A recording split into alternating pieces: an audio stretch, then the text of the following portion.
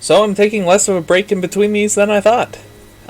Since I'm so close to the end, around 32 creatures away, I thought I'd go ahead and try and get the rest of this deck out. It's been about 2 minutes since I recorded the last bit, but it should still be another episode. 32 creatures is going to take some editing time. So, here we go, with Xenomite, the mutant Pokemon. So again, it's going with the nuclear type coloration, which I like. I'm still iffy on them changing up the shiny version of the nuclear, since if a Pokemon has a base form, a shiny, a nuclear, and then the shiny, the nuclear shiny is usually a blue. With it being like a yellow, it's a little weird, but it still works. It's still just black in a color. Xenomite. It could be a nuclear bug. With them just being nuclear, it's hard for me to judge when it comes to typing, but I think it's a very interesting design.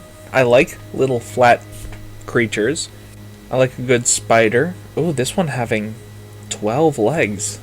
So strange choices like that, having 12 limbs, does help it look a little strange, help it look a bit deformed, but it still has a bit of recognition like a spider before it becomes Xenogen and becomes a little less of a creature that we know, I assume because it's been exposed to radiation more. The mutant Pokemon. Oh, did I not read Xenomite's Pokedex? I didn't. A species that spontaneously appeared in irradiated zones. It is thought to have hatched from a corrupted egg. And then Xenogen, a bizarre life form which thrives in irradiated fields of nuclear waste. It is a parasitic creature that latches onto any prey and sucks out its life force. So again, very Pokemon from what I just saw. Very strange how they're connected by tubes and almost have a filter for a mouth. Its slant goat eyes are somewhat unnerving as well, and its large head reminiscent of a squid is interesting. I think Xena Queen makes the head look really, really cool. Its long, snake-like body just having a few arms compared to its 12 legs that it just had, and then becoming 2 arms and a tail, that very, very strange. But I guess Xenomite became the head, so everything else just grew from Xenomite's neck down? That's cool. That's strange, but that's cool. Okay, then what about this next one, Xena Queen? It is known to spit radioactive acid capable of melting through steel. It is a ruthless predator that will attack any living creature, human or Pokemon. I like its design, very snake-like but having thick trunk-like limbs. I'm still iffy about having tubes everywhere, but it helps break up the solid black of the body. The very snake-like design makes it look extremely unnatural, along with the various extremities that this thing keeps growing. It looks very alien, so I guess in turn, nuclear is a fitting type. Hazma. Oh, nuclear? You can't get much more head-on when it comes to nuclear typing than wearing a hazmat suit. And making it look adorable is no small feat. They appear in the aftermath of nuclear fallout. They feed on radiation and can clean an irradiated area over time. So they're nuclear, but they provide a lot of benefits. It's a single stage! I thought it was gonna evolve for sure. It's very rounded. It's very baby Pokemon-esque. Its large eyes with reflective glass, small stubby legs, and large body. It doesn't seem like it could protect itself very well, so I thought it was for sure a baby Pokemon. The detail on the mask and the zipper is an interesting contrast, though, between the very basic body. It doesn't completely outweigh it, but I guess I can see it as a solo. Ditto's a solo, but it's nothing but squiggles, so I guess that's fine. There's not really rules in Pokemon either, so... Hey! Geiger-Roach. They're really going all out on this nuclear design, aren't they? The Rad Roach Pokemon. Its simple body structure allows it to survive intense levels of radiation, so it's a cockroach. They multiply rapidly and will eat anything in sight, so a cockroach. Because it looks so much like our own bugs on Earth, And it being able to stand up on two legs, hunched over like that, with large eyes. I guess I can see the nuclear radiation on it, but it's still, like I said, looks like a bug in our world, so it does still portray that bug type. This thing's gonna be huge, isn't it? Oh, 4 foot! Not as big as I thought it would be, but still super frightening if we saw it in our world. I like how they've dispersed all of the green away in the body. It's very heavy on the torso itself, but the long black neck and then green eyes make the head pop out just that much more. And then the contrast between the very oval eyes and the sharp pointed head is a good contrast there, so your eye immediately goes to the head and eyes down to the bigger green body. It's almost like you're looking at this creature like it's a cornucopia. Mimicorn, the foal Pokemon. Very My Little Pony. Its small stature, gentle demeanor, and delicate features make it beloved by young children. A popular line of toys is based on it. It's literally My Little Pony. Okay. You know what? Fair. That's fair. So, yeah, you can't get much more cutesy pony than bright pink with blue highlights. I find it interesting how they made horseshoes a real thing and showed them off as blue on the feet. It helps break up the design, keeps the blue in multiple places, which is a little bit expounded upon in Kiracorn. It's got a very basic structure. It looks like it is a young design with its large head, large eyes. And then the pink placement isn't too overbearing. It's a very pale pink, but a more bright pink is with the main ends of the tail and at the base of the feet. The only real contrast is between the blue, so I'm glad that it is placed in multiple places in the body. It does help the design look a little bit more intricate. Kiracorn, the unicorn Pokemon. Wait, it's the unicorn Pokemon, but is that possibly 3 horns? And there's a Mega? Oh dear. The hair in its mane is made of gossamer thin threads and impossibly soft. It will allow those it trusts to touch it. It's a little bit more reserved. So yeah, the posture itself looks to portray that. Mimicorn looks very outgoing. Kiracorn, a little bit more weary of people, but still somewhat trusting them. I like that the pink on its mane has become more vibrant. It shows off more. Yet it seems to be restrained by what do look like horns on either side. So it should be a tricorn. All in all, it looks beefier, like it is stronger. Its large body. It almost looks like a goat, aside from the strange looking horn. Almost like a musical prong. Oh yes, the Mega. Very normal, suited Minicorn. Minicorn? Very well. Kiracorn, fairy for sure. With all the pink. It's on the nose. Literally, it's on the nose as well. Normal. I could see it being psychic with the strange horn, but normal isn't too far off. The Mega absolutely seems psychic with the floating crystals. The blue being very much more prominent is an interesting choice. And then having the strange horn become even stranger by becoming a effective tree and closing its eyes. That one absolutely seems psychic. And then I love how the shiny for the Mega looks a lot like Suicune.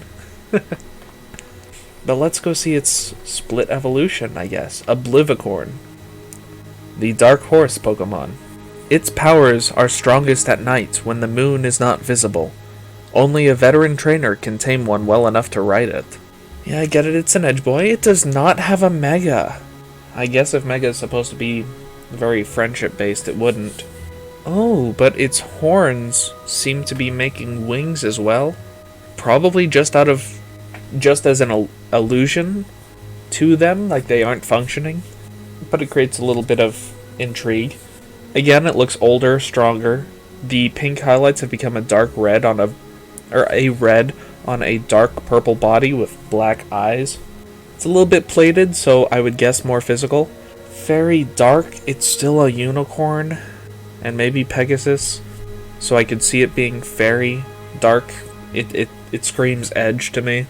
The black eyes, the red and almost black fur, and then horns everywhere, including like classic demon horns going up from the skull. I could see it. I can't think of anything in particular that I could take influence from when it comes to my horse designs, since I had so many of them. Kirakorn was interesting though because its strange horn and the way it used horns, almost a comb back hair. So I'll think about that a little bit more too. But onward. Luxie, the lucky Pokemon. Simply being around Luxie is said to increase one's fortune. Ceramic statues of them are good luck charms. So I'm thinking like the lucky cat. And it's a triple. Ooh, Luxalong looks cool. Dragon Fairy for all of them. I don't think I could ever see this squirrel be a dragon. The more dragon types I see, the more sad I become for Charizard. But I could see Fairy, especially with all the luck influence. The gold green being very reminiscent of like 4-leaf clovers, or gold rewards, or jade too. Jade and gold being very high value rewards for something that someone would often wish for if they had good luck. So I absolutely love the color scheme. I just can't see this squirrel as a dragon. I just can't. But otherwise it's very cool squirrel design. Again, taking up the lucky kitten pose. In a way. Let's see what the others have to offer. Luxor. Fortune Pokemon. It polishes its jade tail. Called it. Until it glimmers with lustrous sheen. A clipping of this Pokemon's hair is said to bring good luck for 30 days. Okay. It really is just riding its tail. Kind of like a beanbag or those little exercise balls. Like when you're a kid, those exercise balls with the little handles, you just hop around on them. It's good to see that this lucky Pokemon's having a bit of fun. Not hunted to extinction like that gold Pokemon was. And Gira the dog, that's nifty. These specific sprites are always so very intricate. Not very Pokemon, but the shading on them is so cool. But on the base forms, again, it's kind of cool. I still don't see a dragon on this one. Maybe a baby dragon. It's a little bit more in the air because of the longer body, the longer ears. There's so much gold and green that maybe you can think of Chinese culture and Eastern dragons. But it's easier than Luxie. It's still kind of hard. And then this is where I don't know how to say this Pokemon. Luxalong because Luxor? Or Lugelong? I don't know. Lugelong I kind of like better. Again, Fortune Pokemon. A Pokemon so rare and gentle. Simply seeing one is said to bless someone with good fortune for a whole year. This one, I can definitively say, looks like a dragon to me. It's got all fours, but again, long body, long ears. Maybe the goatee a little too, along with the jade armor and gold highlights. Even the shoulder pads, which look like wings. And then the horns on the head. All of it builds up to what could be more of a dragon. More so than any of its previous evolutions. All in all, I love Luxie and Luxalong. Luxor is a little bit bland for my tastes, but it's having fun, so I think I'd love it.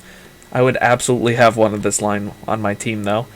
Luxalong is just so interesting. You don't often see Pokemon with green and yellow when it's supposed to be representing such metallic structures as well.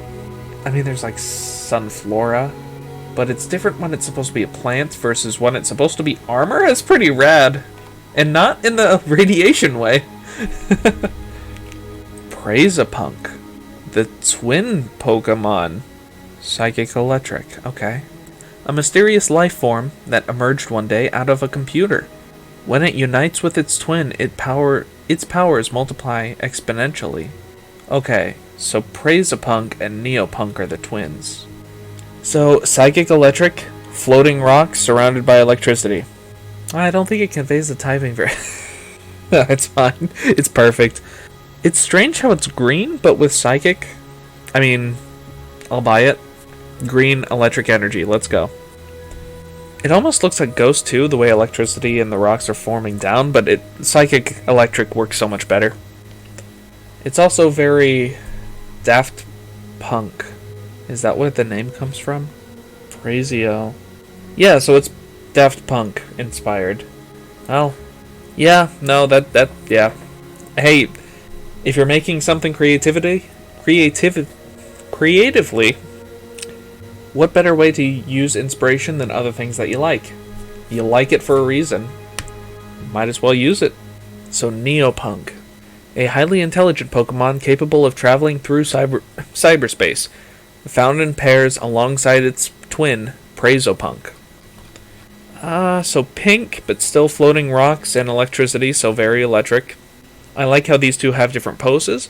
I think it would have been pretty cool if they made different poses that aligned with each other, formed some sort of symbol, or made them look in unison, something like that.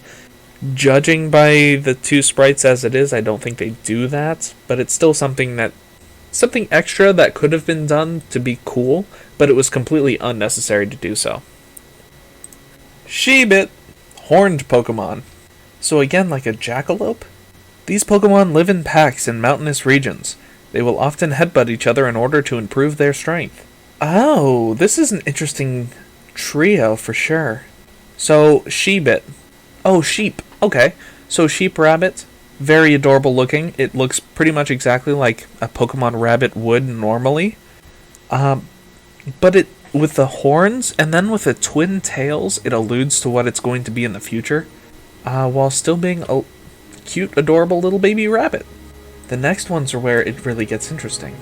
The whole line being a brown-tan color shows off ground very well. Terabit.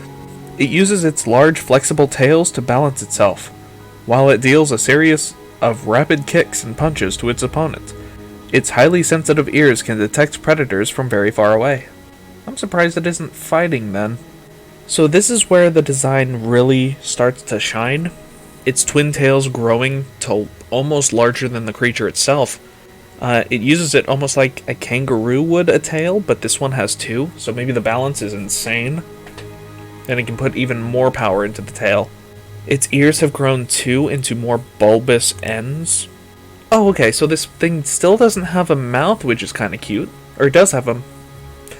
Sheebit had a mouth. This one kind of loses its mouth or becomes so small it isn't a focus. But then strangely, this one has lots of dots everywhere on its back. I'm not sure why that was necessary in the design. I feel like, especially with Leisure, it's unnecessarily complicated due to all of the bones and horns. But maybe with Terabit, it needed a little bit more. But even then, I feel like dots are such a strange way to take it. Dots weren't anywhere in Sheebit except maybe the ears, and just seemed to be added on for no reason. I don't know. I feel like maybe it would have been better if the twin tails formed a target to show off its combative nature. Maybe the target's bruised. But that line of circles is a strange thing that I've seen multiple times now in this dex. Leisure. The Earthshaker Pokemon. Ooh! A mighty Pokemon that is spoken of in legends. It causes earthquakes by pounding the ground with its massive tails. Yeah, no, they're massive by this point. I'm surprised they aren't bigger in the back sprite, but it already looks like it's smooshed. So this time the rabbit looks very lanky, almost like a dog. Its large ears becoming a little bit more flat, but fully grown. Its tail's longer than its limbs are, even in this bigger state. The horns have curled up on one end and still form some spikes, but also seem to be chained or wrapped around this Leisure's spine. It's a very interesting design to use, which is why I'm confused why the circles were used in the first place. The whole spine structure of loops around the body is terribly interesting. I feel like it's almost a wasted opportunity to use them in only one spot, and not to hint at them in the previous evolution. Ultimately, they're still really cool. Definitely physical attackers, yep. And an interesting way to portray just a ground type without having any rocks or anything. Yay! Still has lots of brown, but that kind of comes with it. Volchick, the Storm Chick Pokemon. Electric flying, and its head is a lightning bolt. Yep. They gather together during thunderstorms. Their chirping sounds like static electricity. So, Volchick, again, their heads look exactly like a lightning bolt. Well, they have a very wispy tail. I guess akin to storm clouds. Oh, wow. Very strange. Cool looking line at the beginning. So Volchick, super adorable. The only difference between male and female seem to be female groom their neck. The fluff. Yeah. And the Easter looks adorable! They're basically peeps! Oh, that's so cool! Okay. Voltasu. The three-legged Pokemon. Ooh, okay. It perches on rocky outcroppings and looks at the sky for many hours. They can foretell changes in the weather.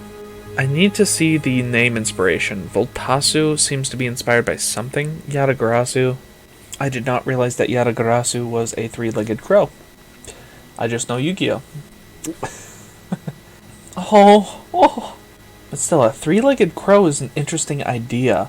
Its front foot seems to be much larger than its back two, but to balance itself out. Sure, that makes sense. It's a very bulbous bird compared to the other two. Volchick had a little bit of weight up to it, but Yatagarasu's very skinny and snake-like. Voltasu seems to be almost egg-shaped when it comes to its body. Again, wispy tail, dark feathers, all very akin to storm clouds. Its head has no changes and still has some changes, but it still looks like a lightning bolt. A slightly edgier lightning bolt with the black fur and its eyes having a red highlight. I do think it being a bit thicker body-wise is an interesting way to take it.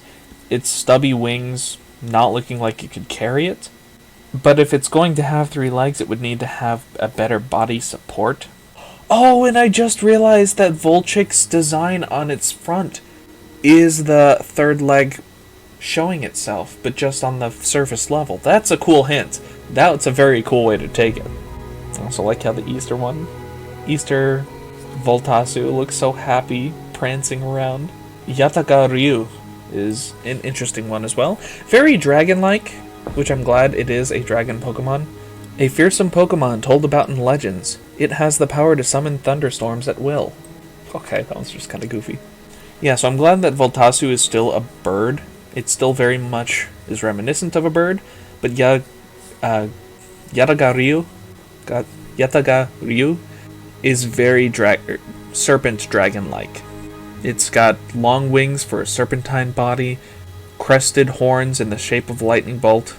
It's got all the makings of an eastern dragon, but still keeps a lot of what this Volchick line had going for it. I think it's a great final design for Volchick, even through the stumble that is Voltasu, but a lot of secondary evolutions are weird to me. And I'm even happy it kept the third leg.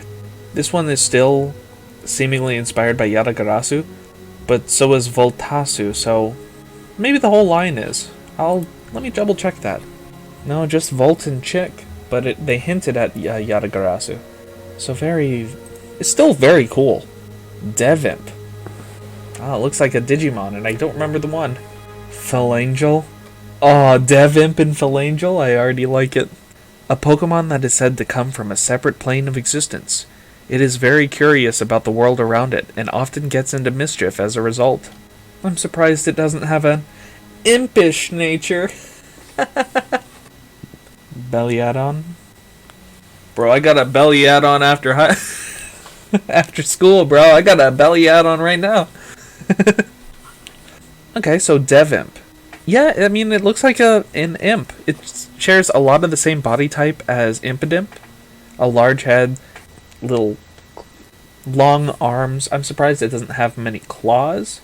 But for Fire Dark, it works fantastically. Black and red for the colors, a very dragon-like appearance, and little devil horns. I mean, what's more Fire Dark type than devil horns? Philangel. It acts like a soldier, obeying orders without hesitation. It seems to have no moral compass and will do whatever its master commands. Simp! Again, it's basically the same thing. This one's more devil than dragon, with, I guess the other one had a devil-pointed tail, torn wings, horns that grow into more of the same spiral that we assume with, devil portrayals, and goat hooves. It's very devil, so again, fire dark completely. This one looks even more like that one Digimon, so a bit weird. But I mean, all in all, looks fine. Not my favorite thing, but strange. This one is more heavily armored to fulfill that soldier requirements that they put in the Pokedex, or the soldier implication. Bellyadon. Why does it look so happy? Bellyadon. Bellyadon. Its kind came out of a fiery chasm which contained an otherworldly portal. A furnace hotter than the sun burns within its chest. If it burns you, the pain will never fade. Very akin to Houndoom, but hey, what can you do? Oh, Christmas 2018. Interesting. Sprites, I like how the wings have grown out fire, so it's using fire to fly as well. Much like a lot of bird Pokemon seem to grow outer feathers as they evolve. Again, it's very demon-like. I like how its belly grows to show off how hot that's supposed to be. Like it is supposed to breathe fire. But aside from that, it's... I don't know, goat hooves. Ooh, I really do like the designs that look like cooled lava rocks along its body, between the purplish line from the top of its head down to the tip of its tail, and the rest of its red body. There's those floating rocks that look like they're cooling down with the outside temperature. If you needed to mix up the designs, I think that's fantastic for any fire Pokemon. Just to show off that they're much hotter than you'd expect. Secometer. Secometer.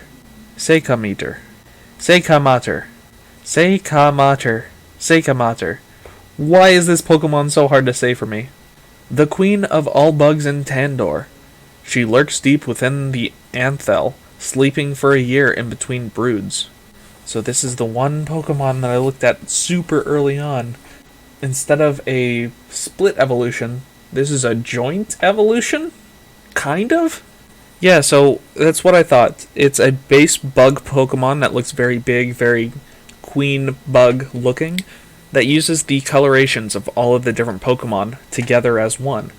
It's a way to show their unity and to show its collective rule over these, but I know that these have some sort of connection with color wheel dynamics, this is probably the start point for all those bug lines. So it started with this design, and then they use those colors for the rest of these bugs. The idea of having a queen Pokemon actually be a queen of multiple different species of Pokemon is super cool. It's a way to breathe life into this game to show that there is a species that rules over multiple species. So I absolutely love the concept. Just not my type of thing. I usually don't like thicker Pokemon or creatures. But I have to say, it looks pretty nice. Even the wings, which I find very basic, are simple enough. They contrast well with the texture of the fur on this queen insect. I'm not going to try and say the name again.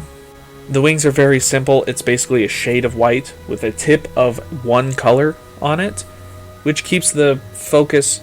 Yeah, it keeps you focused on one color at a time. Garlickid?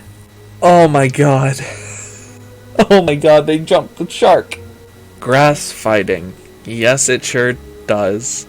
Garlickid believes itself to be the savior of all Pokemon kind. It will pick fights with anyone it considers villains. Or villainous. What the hell is this?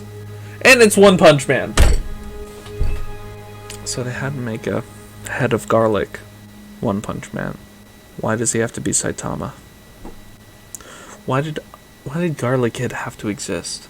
Why does he have to have like a six-pack? I guess the six-pack, it does help break up the plain body, which is just shades of green. It doesn't even have defined muscular structure, but that might be because it's supposed to be roots. There's a Mega Garlicid, and it's Bakugo.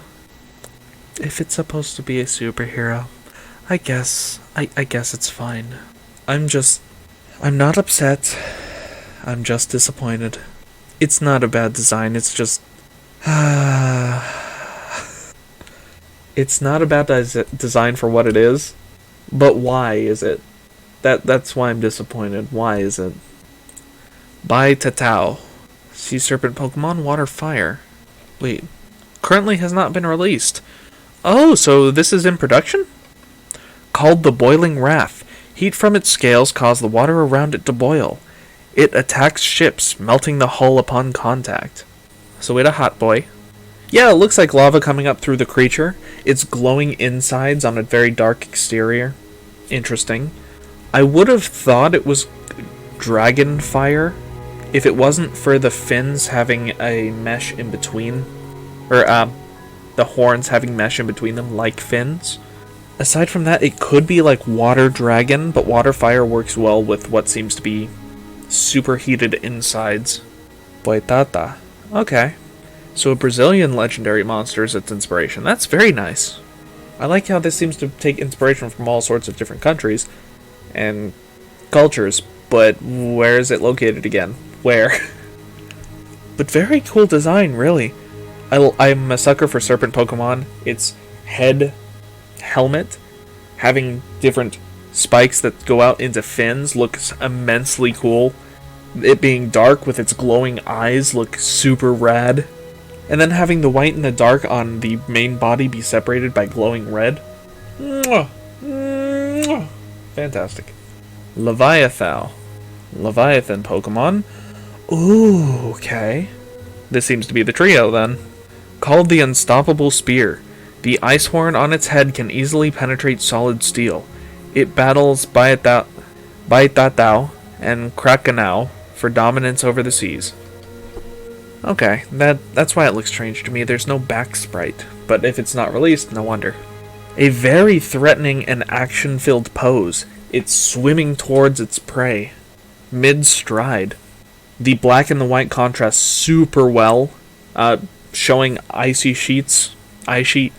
spiky sheets on the top of this mon.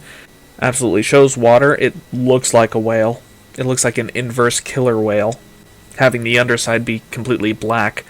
Again, this is super cool. I like the many different fins. Seems to be 6 that are short, stubby, but still covered in ice, bringing together that design. It's effectively narwhal horn, showing how threatening it is with its agape mouth with exposed teeth. And then the tail.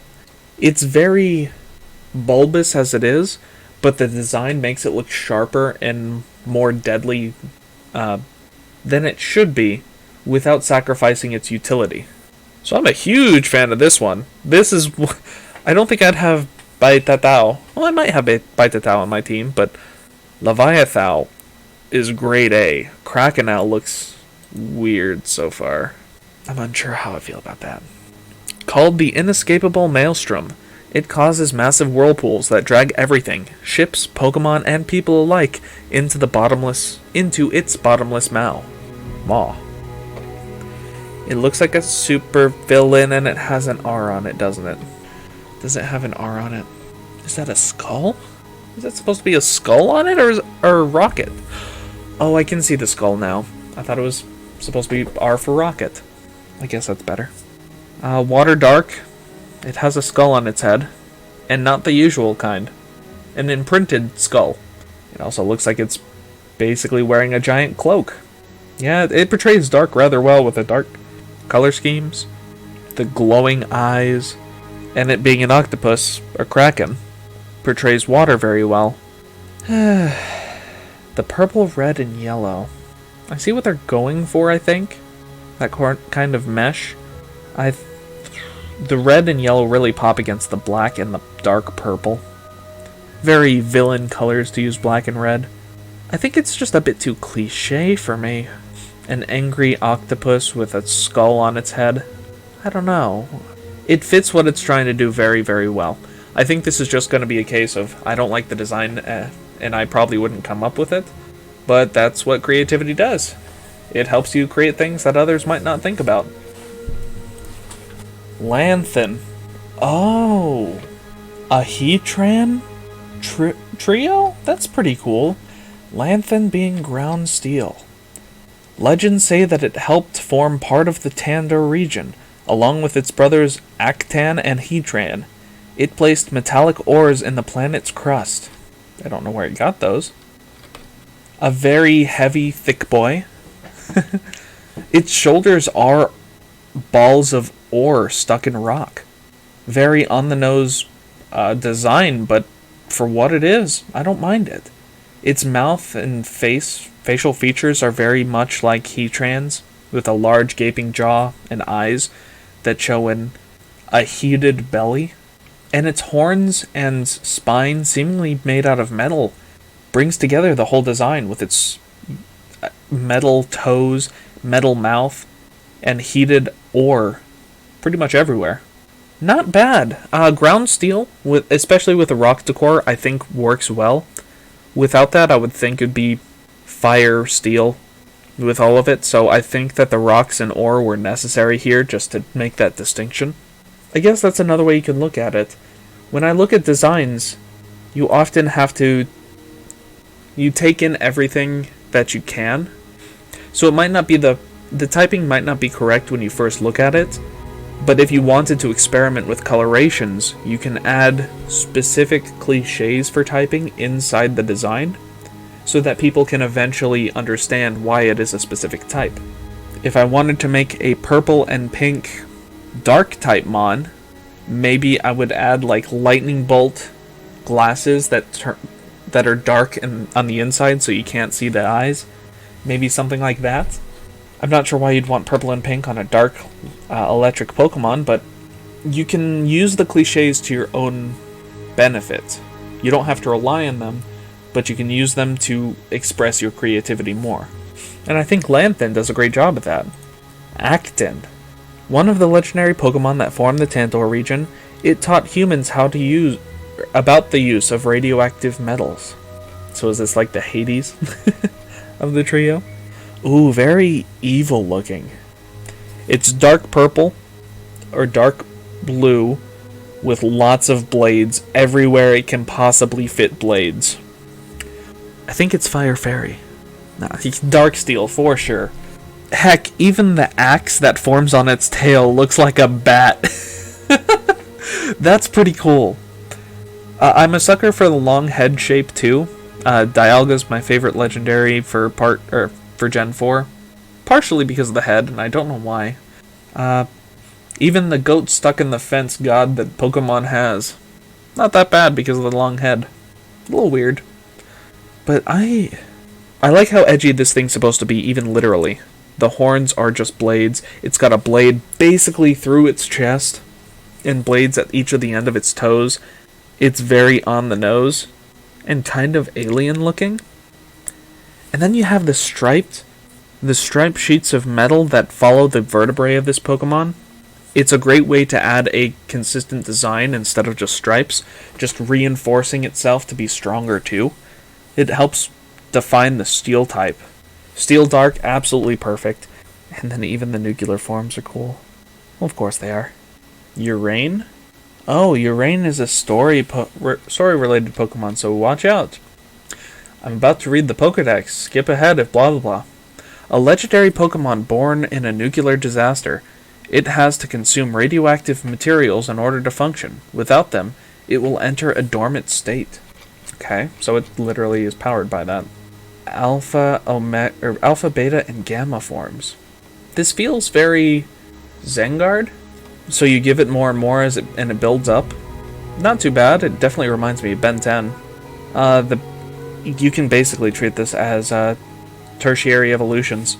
It's got a very rounded baby exterior.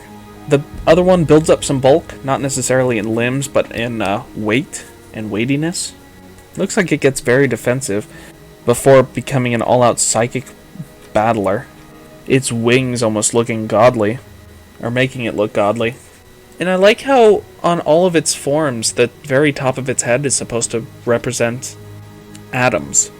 And each time it's getting a new electron. Kinda cool. You can tell what form it is in by the different electrons it has. Aotius? Aotus. Aotus. Why, what? What? How are these two related? Its Pokedex entry is White Lights Shine. Or White Light Shines. What? Okay. So it's a black and white Pokemon that's very serpent-like, but has a number of different wings. 1, 2, 3, 4, 5, 6, 7 pairs of wings. And it's flying fire. The wings are all red. Very fire-like. Oh, okay. Its name and design origins are not so familiar, but it looks very similar to Roijibiv. In fact, very similar, except its wings are all one color to help show a fire type. It's not bad, and I like how the base body is just white and black to help show off the intensity of the wings, because they are very beautifully shaded from what I can tell, especially the shiny. Ooh, I like the shiny. In fact, I think I like the shiny more, but that's for another time. A very regal looking mon. It's easy to show off a godly Pokemon if you can see it hovering around its domain. Oh, and it's the Yang Pokemon. Okay. So the Yin Pokemon's next. Mutios. Ghost Water. Ooh, so it's got bat and webbed wings. Very reminiscent of water. And its Pokedex entry is Black Shade Protects. Edgy 1000. So each of these Yin and Yang brothers, their shinies look like their alternatives. I absolutely adore that. That's fantastic. But you can also help distinguish the two by where the tail is. If it's on the right, it is the previous. If it's on the left, it's Mutios. And then Mutios seems to be looking down, while I think Aotius was looking up. Mutius was in the lower part, while Iotis was in the upper left. Okay. Still very cool. Very simple designs in essence. You're just having a serpent with two different types of wings, and it becomes two different type of Pokemon because you're using Yin and Yang as references. And because they're doing that, having the white or black helmets with the inversely white or black dots in the center work fantastically. Zephy does have a design. Okay. Electric and Ice Mythical. A mysterious Pokemon that appears to be a cross between Plusle and Articuno in Legends.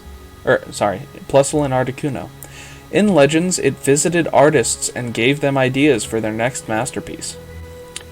I guess that is a Plusle and an Articuno, isn't it?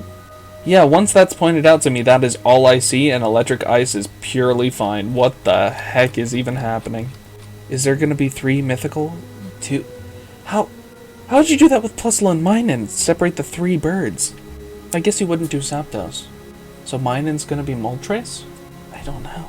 Oh. Okay, so it is one of the artist's middle school concepts is melding 2 Pokemon. Ultimately, I don't think it looks that bad. It's got the direct connection between the 2 different species, but I'm sure you could change that up a little bit.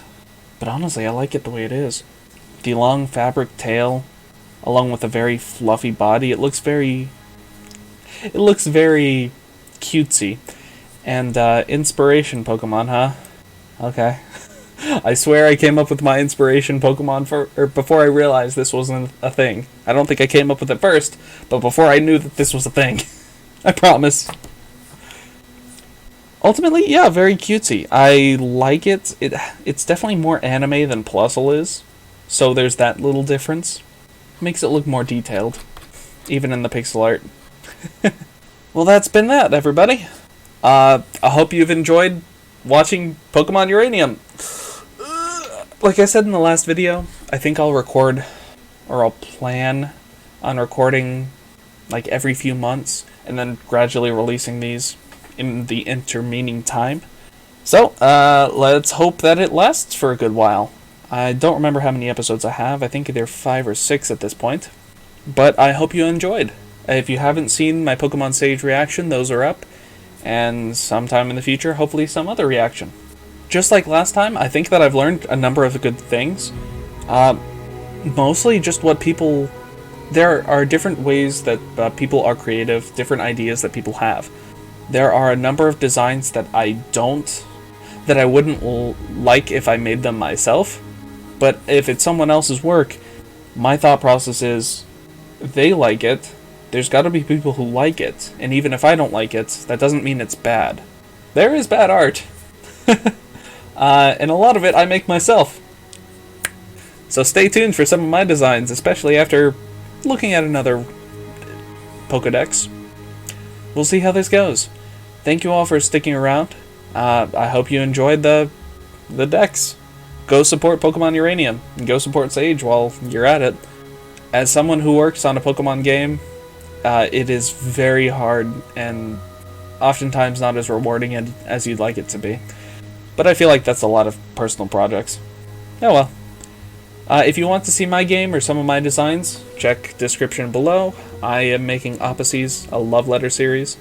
So I do have a number of designs, but it's pretty much all me. So if you like what I do and want to support either myself or the game, check below. Thank you very much. And as always, hope you have a good night.